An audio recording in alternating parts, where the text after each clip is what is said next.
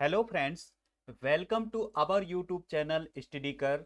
तो आज का जो वीडियो लेक्चर होगा वह होगा हिंदी वर्णमाला की संपूर्ण जानकारी से रिलेटेड। इसमें हम 40 से अधिक एमसीक्यूज को डिस्कस करेंगे जो आपके एग्जाम के लिए बहुत बहुत इंपॉर्टेंट होंगे। इसके पहले हमने इसका एक वीडियो लेक्चर बनाया था हिंदी वर्णमाला की संपूर्ण जानकारी से संबंधित, जिसमें हमने वहां पर डिटेल से जानकारियों को डिस्कस किया था। अब ये जो वीडियो लेक्चर होगा इसमें हम उसके एमसीक्यू डिस्कस करने वाले हैं। यह वीडियो लेक्चर आपके सभी प्रतियोगी परीक्षाओं के लिए बहुत बहुत इंपॉर्टेंट होगा, तो अंत तक इस वीडियो लेक्चर के साथ बने रहें। तो आज का देखते हैं हम पहला प्रश्न क्या है। तो आज का जो हमारा पहला प्रश्न है वह है भाषा की सबसे छोटी इकाई है शब्द, व्यंजन, स्वर या वर्ण। तो साथियों, हमने डिस्कस किया था कि भाषा की सबसे छोटी इकाई जो है वो कहलाती है वर्ण। वर्ण का मतलब ये होता है कि ऐसी यूनिट जिसे हम और छोटे टुकड़ों में नहीं काट सकते हैं। मतलब जो भाषा है उसकी ऐसी यूनिट जिसे हम और छोटे टुकड़ों में नहीं काट सकते, बांट नहीं सकते हैं उसको, तो ऐसी यूनिट को हम क्या कहते हैं? वर्ण। तो ऑप्शन डी हो जाएगा हमारा राइट आंसर। नेक्स्ट क्वेश्चन है वर्णमाला किसे कहते हैं? यानी वर्णमाला कहते हैं किसे कहते हैं? वर्णमाला शब्दों के समूह को, वर्णों के संकलन को, शब्द गणना को, वर्णों के व्यवस्थित समूह को। तो मित्रों, इसमें हमने डिस्कस किया था कि वर्णमाला क्या कहलाती है। तो वर्णों का एक व्यवस्थित समूह जो है, वर्णों का व्यवस्थित समूह ही क्या कहलाता है? वर्णमाला। और वर्णमाला जो होती है वो वर्णमाला के अंतर्गत जो है वो हमारे स्वर और जितने भी व्यंजन, स्वर और प्लस क्या आते हैं? व्यंजन। एक सूत्र भी बताया था आप लोगों को कि इससे आपको याद रखना है। तो जो स्वर और व्यंजन है ये दोनों मिलकर के किसका निर्माण करते हैं? वर्णमाला का। तो इस क्वेश्चन का सही उत्तर होगा वर्णों के व्यवस्थित समूह को। तो ऑप्शन डी होगा इसका राइट आंसर। नेक्स्ट क्वेश्चन है निम्न में से कंठ ध्वनियां कौन कौन सी हैं? तो का, खा, या, रा, चा, जा और टा, औणा। तो हमें बताना है कि कंठ ध्वनियां कौन कौन सी हैं। तो हमने वहां पर ये बात भी डिस्कस की थी कि वर्णों के उच्चारण स्थान हमने बताए थे कि कौन कौन से उच्चारण स्थान होते हैं। तो जो कंठ ध्वनियां हैं हमने आपको याद भी करवाया था वहां पर कि का से आता है कंठ और का से आता है पूरा का वर्ग। ठीक है, तो का से याद रखना है का को, तो कंठ और का, तो ऐसे याद रखना है। तो जो कंठ से जो पूरा का वर्ग है वो आता है, तो ऑप्शन ए होगा हमारा राइट आंसर। मतलब जो का और खा जो हो जाएंगे वो हो जाएंगी कंठ ध्वनिया। नेक्स्ट क्वेश्चन है स्थान के आधार पर बताइए कि मूर्धन्य व्यंजन कौन से हैं? गा और घा, जा और झा, डा और ढा, पा और फा। तो साथियों, इसका सही आंसर क्या होगा? तो इसका सही आंसर होगा ऑप्शन सी। अब हम देखते हैं मूर्धन्य क्या है। जो हमारा मुख होता है, जो अंदर की बनावट होती है, उसमें जीभ के ऊपर इस प्रकार का कर्व पाया जाता है और इसी कर्व को कहते हैं हम मूर्धन्य। तो हमें बताना है कि इसमें से मूर्धन्य कौन कौन से हैं। तो डा और ढा जो हैं ये मूर्धन्य व्यंजन है। मतलब जब इनका उच्चारण होता है तो हमारी जो जीभ है ये मूर्धा में टच करती है, इसलिए हम क्या कहते हैं? इन्हें मूर्धन्य कहते हैं। नेक्स्ट क्वेश्चन है निम्न में से अल्प प्राण वर्ण कौन से हैं? तो हमने प्राणत्व के आधार पर, प्राण मतलब हवा, प्राण मतलब हवा होता है, तो वर्ण बताए थे, दो प्रकार के वर्ण बताए थे, अल्प प्राण और महाप्राण। तो अल्प प्राण क्या होते हैं कि ऐसे वर्ण, मतलब जो हमारे वर्णमाला होती है उसमें हर वर्ग का पहला, तीसरा और पांचवा, आप याद रखें कौन कौन से वर्ण? पहला, तीसरा और पांचवा। कौन कौन? फर्स्ट, थर्ड और फिफ्थ। मतलब पहला, तीसरा और पांचवा ये कहलाते हैं अल्प प्राण, और दूसरा और चौथा ये कहलाते हैं महाप्राण। ठीक है, तो अब जो अल्प प्राण वर्ण कौन कौन से हैं? तो इसका जो सही उत्तर होगा वो होगा ऑप्शन बी, का और गा। का और गा जो हो जाएंगे ये हो जाएंगे अल्प प्राण, क्योंकि का वर्ग का पहला अक्षर है और गा जो है वो का वर्ग का तीसरा अक्षर है, इसलिए ये क्या हो जाएंगे? अल्प प्राण। बाकी ये सब जो है ये आ और आ तो आते ही नहीं हैं, ये भी नहीं आएंगे और ये भी नहीं आएंगे, तो इसलिए जो ऑप्शन बी होगा वो राइट आंसर होगा। नेक्स्ट क्वेश्चन है, निम्न में से नासिक के व्यंजन कौन सा है। नासिक के व्यंजन हमें बताना है कि कौन सा नासिक व्यंजन है। नासिक का मतलब जिसका उच्चारण नाक से किया जाता है, या सा या गा और जा। तो साथियों इसका आंसर होगा जो या, जो ऑप्शन बी होगा वो होगा राइट आंसर। या जो है ये नासिक के व्यंजन है। नासिक के व्यंजन क्या कहलाते हैं, जिनका उच्चारण हम नाक से करते हैं, तो वो कहलाते हैं नासिक व्यंजन। नेक्स्ट क्वेश्चन है, ए और अ वर्ण क्या कहलाते हैं। नासिक, मूर्धन, ओष्ठ या कंठ तालब्य। तो हमें बताना है कि ए और अ वर्ण क्या कहलाते हैं, तो इसका राइट आंसर होगा हमारा ऑप्शन डी, जो कंठ तालब्य कहलाते हैं। मतलब ए और अ का उच्चारण करते समय हम कंठ और तालु दोनों का उपयोग करते हैं, तो इसलिए ये कहलाते हैं कंठ तालब्य। मतलब जो है देखिएगा, ये तालु कहाँ होता है ये समझिएगा। ये जो कर्ब होता है ना, तो कर्ब में ये जो यहाँ का भाग है ये तो मूर्धन्य कहलाता है, लेकिन यहाँ जो यहाँ का भाग है और नीचे का भाग जो है वो कहलाता है तालु, और कंठ जो है उसके और नीचे होता है। तो कंठ और तालु का उपयोग किया जाता है किसमें, ए और अ वर्ण का उच्चारण करते समय, तो इसलिए यह कहलाते हैं कंठ तालब्य। नेक्स्ट क्वेश्चन है, हिंदी वर्णमाला में अयोगबाह्य वर्ण कौन से हैं। तो हिंदी वर्णमाला में दो अयोगबाह्य हैं, कौन कौन से हैं देखते हैं। ऑप्शन देखते हैं पहले, आ, ई, उ या अंग और आहा। तो ऑप्शन डी होगा इसका राइट आंसर। जो अंग और आहा हैं ये कहलाते हैं अयोग बाह्य। अयोग बाह्य कौन कौन से हैं। अंग मतलब अनुस्वार, अंग का मतलब क्या होता है, अंगों को क्या बोलते हैं, अनुस्वार। क्या बोलते हैं, अनुस्वार, और अनुस्वार हो जाएगा। और जो आहा हो जाएगा इसे हम बोलते हैं, आहा को बोलते हैं हम विसर्ग। क्या बोलते हैं, विसर्ग। ठीक है। तो आप दो अयोग बाह्य होते हैं। अयोग बाह्य मतलब आ के योग के साथ चलने वाले वर्ण, मतलब ऐसे वर्ण जो आ के योग के साथ चलते हैं, तो यही चलते हैं अंग और आहा। अंग को बोलते हैं हम अनुस्वार और आहा को बोलते हैं विसर्ग। नेक्स्ट क्वेश्चन है, निम्न में बताइए कि किस शब्द में द्वित्व व्यंजन है। पुनः, इलाहाबाद, दिल्ली या उत्साह।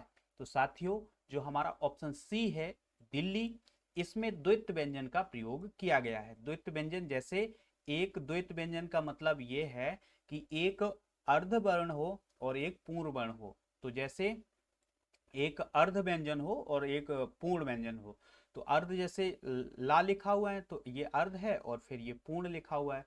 तो इस प्रकार जब लगातार दो ऐसे वर्ण उपयोग हों तो वही कहलाते हैं क्या, द्वित्व व्यंजन। तो दिल्ली शब्द में किया गया है द्वित्व व्यंजन का प्रयोग, तो इसलिए हमारा ऑप्शन सी जो हो जाएगा वो होगा राइट आंसर। अब हम बात करते हैं नेक्स्ट क्वेश्चन की, सा और हा कौन से व्यंजन कहलाते हैं। प्रकंपी, स्पर्शी, संघर्षी, स्पर्श संघर्षी। तो हमें बताना है कि ये जो सा और हा हैं वो कौन से व्यंजन कहलाते हैं। तो हमने डिस्कस किया था साथियों कि सा और हा जो हैं, जब हम इनका उच्चारण करते हैं तो अंदर की जो वायु है बहुत संघर्ष करते हुए निकलती है। मतलब उसे मूर्धा से भी टकराना पड़ता है, कंठ से भी टकराना पड़ता है, बहुत संघर्ष करके निकलती है। तो उसमें ऊष्मा भी निकलती है। क्या निकलती है, ऊष्मा। क्या निकलती है, ऊष्मा। ठीक है, ऊष्मा निकलती है मतलब हीटिंग, गर्मी निकलती है, तो इसलिए उन्हें हम ऊष्म भी कहते हैं। इसके अलावा हम उन्हें संघर्षी भी कहते हैं। तो ऑप्शन सी हो जाएगा इसका राइट आंसर। नेक्स्ट क्वेश्चन है, निम्नांकित में बताइए कि नवीन विकसित ध्वनियां कौन सी हैं। खा और गा, उ और ऊ, ए, आओ, सा और सा। तो हमें बताना होगा कि नवीन विकसित ध्वनियां कौन कौन सी हैं। तो ऑप्शन ए होगा इसका राइट आंसर। खा और गा जो हैं ये नवीन विकसित ध्वनियां हैं। नेक्स्ट क्वेश्चन है, निम्न में से कौन सा घोष वर्ण है। अब हमने घोषत्व के आधार पर भी आपको दो प्रकार के वर्ण बताए थे। तो ऑप्शन पहले हम देख लेते हैं, खा, चा, मा और था। तो हमें बताना है कि इसमें से कौन सा घोष वर्ण है? तो घोषत्व के आधार पर दो प्रकार के वर्ण होते हैं, व्यंजन होते हैं, अघोष, एक सुन लें, अघोष, और दूसरे होते हैं घोष या सघोष बोल देते हैं। तो घोषत्व के आधार पर दो प्रकार के व्यंजन। अब घोष हमें पूछा गया है कि घोष कौन कौन से हैं। तो घोष जो होते हैं वो किसी भी वर्ग का पहला, किसी भी वर्ग का तीसरा, चौथा और पांचवा, किसी भी वर्ग का पहला, तीसरा, तीसरा, चौथा और पांचवा वर्ण जो होगा वो घोष होगा, और पहला और दूसरा वर्ण जो होगा वो क्या होगा? अघोष होगा। तो इसमें से पांचवा अक्षर हमें केवल एक ही दिख रहा है, वो क्या दिख रहा है? मां। तो इसलिए ऑप्शन सी होगा हमारा राइट आंसर। नेक्स्ट क्वेश्चन है, कौन सा अमानक वर्ण है? खा, घा, और यहां पर हमें थोड़ी सी बात रोकनी होगी। यहां पर मां नहीं लिखा हुआ है, यहां पर आप इस वर्ण को देखिएगा, ये वर्ण इस प्रकार से लिखा हुआ है। थोड़ा सा समझने की कोशिश करेंगे, क्योंकि अब जो ये वर्ण है इसका आपको कहीं पर भी उच्चारण नहीं मिलेगा। तो देखिएगा, जो भा है ये भा नहीं है, ना माँ है, तो यह है छा, जिससे हम इस प्रकार से उपयोग करते, इस प्रकार से, ठीक है। तो ये झा है। अब इस प्रकार के झा का जो उपयोग है वो हो गया है वंत। ये अमानक माना जाता है, जो हमारी हिंदी है उसमें अमानक माना जाता है, इसलिए ये अमानक वर्ण है। तो ये जो झा है इस प्रकार से उपयोग किया जाता है, तो इसलिए ये जो ऑप्शन सी होगा यह हो जाएगा हमारा राइट आंसर, क्योंकि ये क्या है? अमानक वर्ण है। ये मां नहीं है, एक बात ध्यान रखेंगे, ये मां नहीं है, इस प्रकार से झा बना हुआ है, क्योंकि अब ये मिलता भी नहीं है कहीं, इसलिए इस प्रकार से रखा गया था। अब नेक्स्ट क्वेश्चन है हमारा, का, गा, जा और फा ध्वनियां किसकी हैं? संस्कृत की, अरबी फारसी की, अंग्रेजी की या दक्षिणी भाषाओं की? तो साथियों यहाँ पर एक बात ध्यान रखनी होगी, ये जो का लिखे हुए हैं यहाँ पर भी एक बिंदी लगी हुई है, तो इस बिंदी को भी ध्यान रखें, ठीक है। यहाँ पर एक बिंदी लगी हुई है, उस बिंदी को हम कहते हैं नुक्ता। क्या कहते हैं? उसको याद रखें, उसको हम बोलते हैं नुक्ता। तो ये जो ध्वनियां हैं ये किसकी हैं? जैसे हम फा, यहाँ पर फा देखिएगा स्पष्ट लिखा हुआ है, यहाँ पर बिंदी रखी हुई ना, तो इसी बिंदी को हम बोलते हैं नुक्ता। और इस नुक्ता का प्रयोग अरबी फारसी जो भाषाएं हैं उसमें किया जाता है, तो ऑप्शन बी हो जाएगा इसका सही उत्तर। नेक्स्ट क्वेश्चन है, हिंदी में मूलतः वर्णों की संख्या कितनी है? 50, 51, 52, 53? बहुत अच्छा प्रश्न है। तो हमने डिस्कस किया था पिछले वीडियो लेक्चर में कि वर्णों की कुल संख्या कितनी है? 52 है। तो ये आप याद रखें, और उसमें भी हमने देखा था कि किस प्रकार से 52 है। तो अगर आपने अभी तक वो वीडियो नहीं देखा है तो जरूर देखें, और इस वीडियो को अगर आपने लाइक नहीं किया है तो साथियों इसको लाइक जरूर करें। नेक्स्ट क्वेश्चन है हमारा, छा ध्वनि किसके अंतर्गत आती है? मूल स्वर, घोष वर्ण और संयुक्त वर्ण, तालब्य? तो जो छा है वो किसके अंतर्गत आती है? मूल स्वर के अंतर्गत, या घोष वर्ण के अंतर्गत, या संयुक्त वर्ण के अंतर्गत, या तालब्य के अंतर्गत? तो साथियों हमने उसमें डिस्कस किया था जब हम वर्णमाला पढ़ रहे थे, तो जो छा जो है वो संयुक्त वर्ण के अंतर्गत आते हैं। जो छा है वो संयुक्त वर्ण के अंतर्गत आते हैं। वो कौन कौन से हैं ये देखो। अब हम देखते हैं कि संयुक्त वर्ण कौन कौन से हैं। तो संयुक्त कौन से हैं? छा, त्रा, ज्ञा और स्रा। कौन कौन से? छा और त्रा और ज्ञा और जो स्रा होता है, ये संयुक्त ध्वनि के अंतर्गत आते हैं। तो जो छा जो हो जाएगा वो क्या हो जाएगा? संयुक्त वर्ण हो जाएगा। अब इसमें हम थोड़ी सी एक बात और समझते हैं कि जो जैसे छा है, तो छा कैसे बना हुआ है? तो का से और सा से मिलकर बना हुआ है। यहाँ पर ध्यान ध्यान से देखेंगे, यहाँ पर का और सा से मिलकर बना हुआ है, लेकिन इसमें जो पहला वर्ण है ये जो है ये हमेशा आधा होता है, ठीक है। और जो दूसरा वर्ण है ये पूर्ण होता है। तो ये जो सा बना हुआ है ना, ये सा बना हुआ है सा से, ये भी आधा है, और आ से। तो इस प्रकार छा का निर्माण होता है। तो जो छा है, छा, त्रा, ज्ञा और स्रा, ये चार संयुक्त वर्ण हैं हमारी हिंदी की वर्णमाला में। तो इसलिए जो छा हो जाएगा वो संयुक्त वर्ण होगा। नेक्स्ट क्वेश्चन है, हिंदी शब्दकोश के छा का क्रम किस वर्ण के बाद आता है? का, छा, त्रा और ज्ञा। यहां पर बात समझनी होगी, यहां पर वर्णमाला की बात नहीं की गई है कि आपसे पूछा गया है कि वर्णमाला में का के बाद क्या आएगा, ठीक है। अब वो छा किस क्रम में आता है तो ये नहीं पूछा गया है, बल्कि शब्द कोश में पूछा गया है कि शब्द कोश में ये छा जो है किस क्रम के बाद आता है। तो ये जो छा है ये आता है किसके बाद आता है? का के बाद आता है। का के बाद किसका उच्चारण, का के बाद हिंदी का जो शब्दकोश होगा उसमें क्या आएगा? छा आएगा। नेक्स्ट क्वेश्चन है, ज्ञा वर्ण किन वर्णों के संयोग से बना है? तो जो ज्ञा वर्ण है वो किन वर्णों के संयोग से बना है? तो जा और या, जा और या जा और धा, जा या और या। तो हमें जो बताना है जो ज्ञा है वो किन के संयोग से बना है? तो ज्ञा जो बना है वो जा और या के संयोग से बना है। तो ये ऑप्शन बी जो होगा इसका राइट आंसर होगा। ऑप्शन बी होगा राइट आंसर। यहाँ पर ऑप्शन ए में भी वैसे ही लिखा हुआ है, लेकिन यहाँ पर ध्यान देने वाली बात ये होगी कि जो जा है ये आधा है, और हमने बताया था कि जो पहला वर्ण होगा वो आधा होगा और दूसरा वर्ण पूर्ण होगा। तो इसलिए ये जो है ये ऑप्शन हमारा सही होगा। नेक्स्ट है, अघोष वर्ण कौन सा है? तो अघोष वर्णों की अभी हमने बात की थी। अघोष वर्ण जो है वो प्रत्येक वर्ग का पहला और दूसरा वर्ण, प्रत्येक वर्ग का पहला और दूसरा वर्ण जो है वो अघोष वर्ण के अंतर्गत आता है। तो इसमें से कौन सा पहला? आ, जा और झा, हा और सा। तो क्या हो जाएगा? ऑप्शन डी हो जाएगा इसका राइट आंसर। जो ऑप्शन डी होगा वो राइट आंसर होगा। अघोष के अंतर्गत आता है क्या? सा। नेक्स्ट क्वेश्चन है, घा का उच्चारण स्थान कौन सा है? तो हमें घा का उच्चारण स्थान बताना है। तो घा जो है वो किस वर्ग में आता है? तो घा आता है का वर्ग में, और का पूरा जो वर्ग है, का वर्ग जो है वो पूरा वर्ग है कंठ के अंतर्गत आता है, इसलिए घा का उच्चारण स्थान भी क्या होगा? कंठ होगा।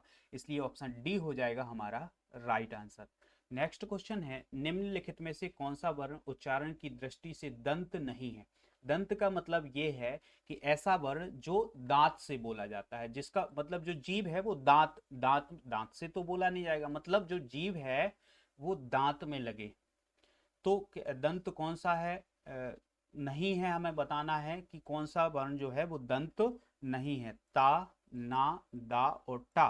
तो क्या हो जाएगा इसका सही उत्तर? वो हो जाएगा ऑप्शन डी।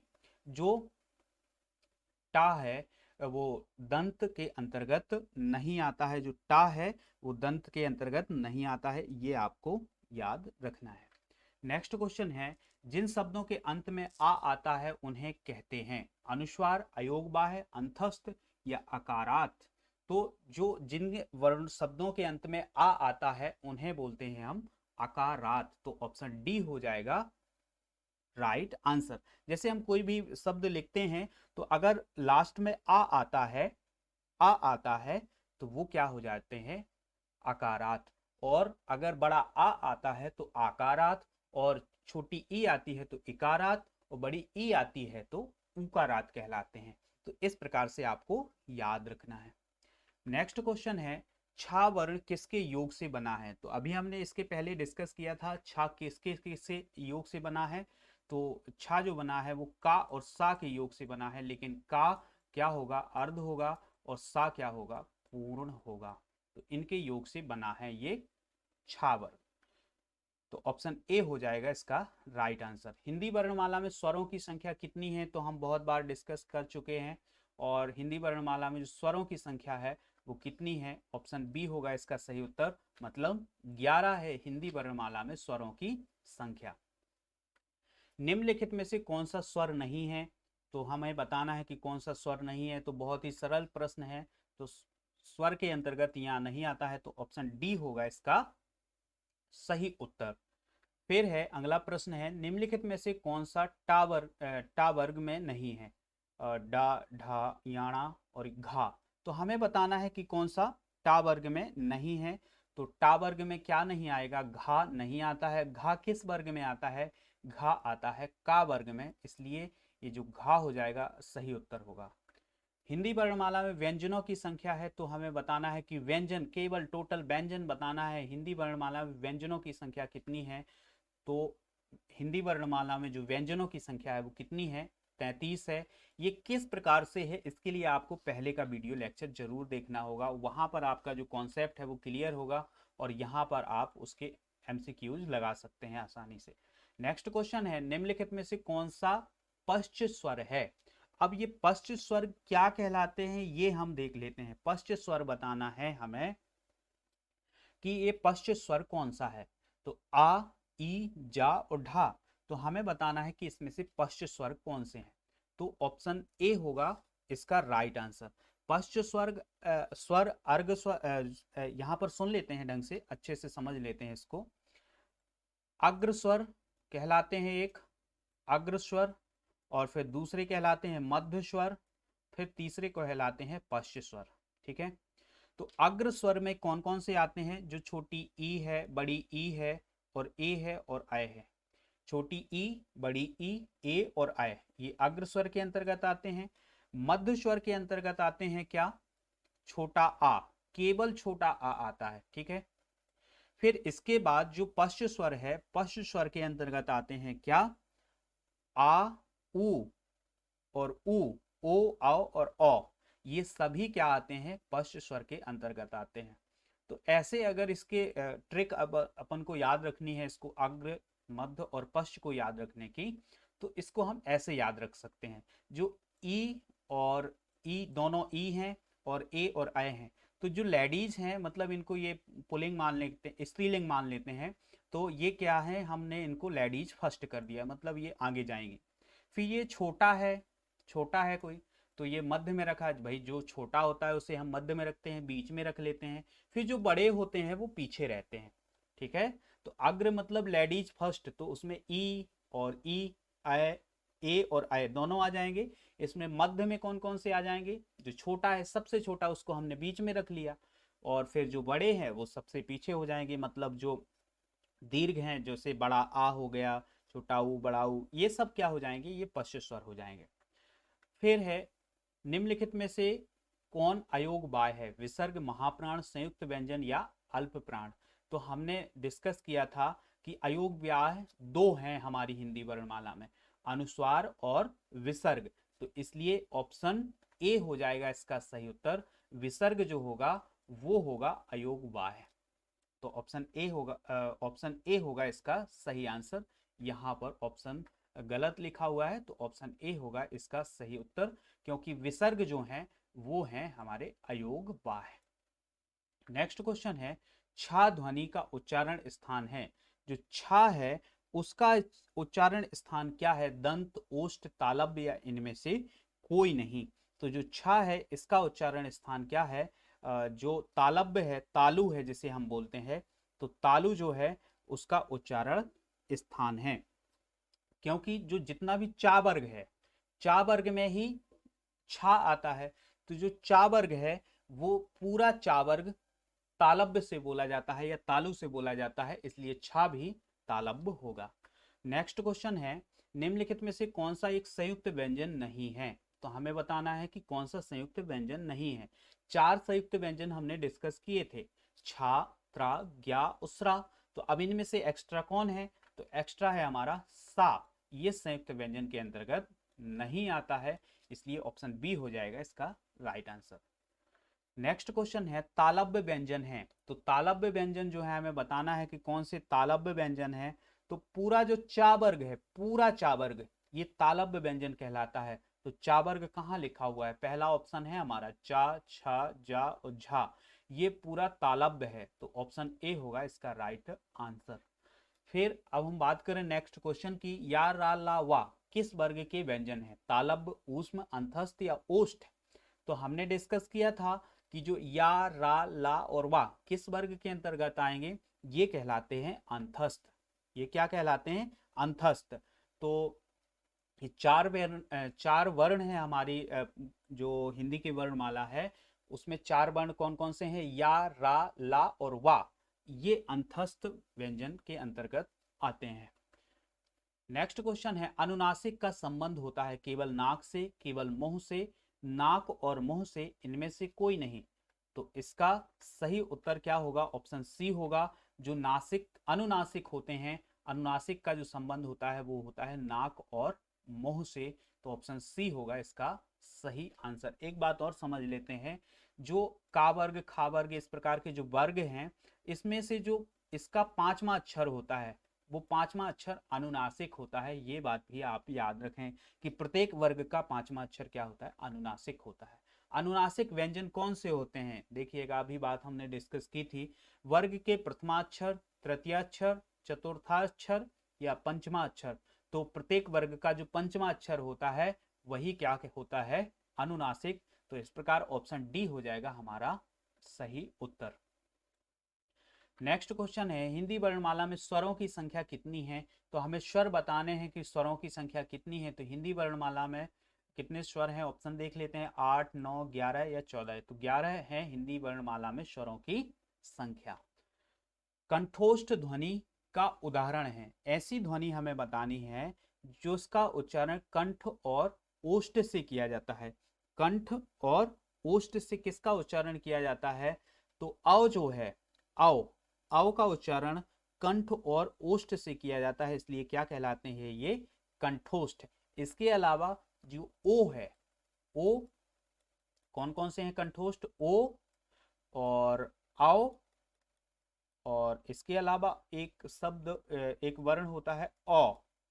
ठीक है, तो ये तीनों वर्ण जो हैं ये कंठोस्थ ध्वनि कहलाते हैं या कंठोस्थ वर्ण कहलाते हैं। तो ऑप्शन ए हो जाएगा इसका सही उत्तर। नेक्स्ट क्वेश्चन है, भाषा निर्माण की इकाइयों का सही क्रम है। तो जब हम भाषा का निर्माण करते हैं तो उसमें सबसे पहले क्या आता है? तो इसका आंसर होगा ऑप्शन डी। सबसे पहले आता है क्या? ध्वनि। ध्वनि से बनता है शब्द, शब्द से बनता है पद, और पद से बनता है वाक्य। तो इस प्रकार जो भाषा निर्माण की जो इकाइयां हैं वो ये होती हैं, ध्वनि, शब्द, पद, और फिर क्या बनेगा? वाक्य बनेगा। प्रयत्न के आधार पर ला किस प्रकार की ध्वनि है? तो प्रयत्न के आधार पर जो ला है वो किस प्रकार की ध्वनि है? पार्श्विक, उत्क्षिप्त, प्रकंपित या संघर्षहीन। तो इस क्वेश्चन का होगा राइट आंसर ऑप्शन ए, पार्श्विक।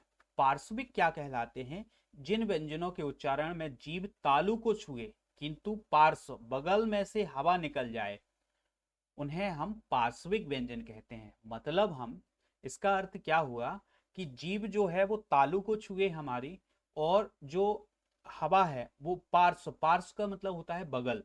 ठीक है, बगल से हवा निकल जाए, तो ऐसा एक ही व्यंजन होता है, वो होता है ला। तो ला एकमात्र पार्श्विक व्यंजन है हमारी हिंदी की वर्णमाला में। नेक्स्ट क्वेश्चन है, वर्णों के समूह को कहते हैं समूह शब्द, संयुक्त शब्द, वर्णमाला या इनमें से कोई नहीं। तो इसका आंसर होगा वर्णमाला।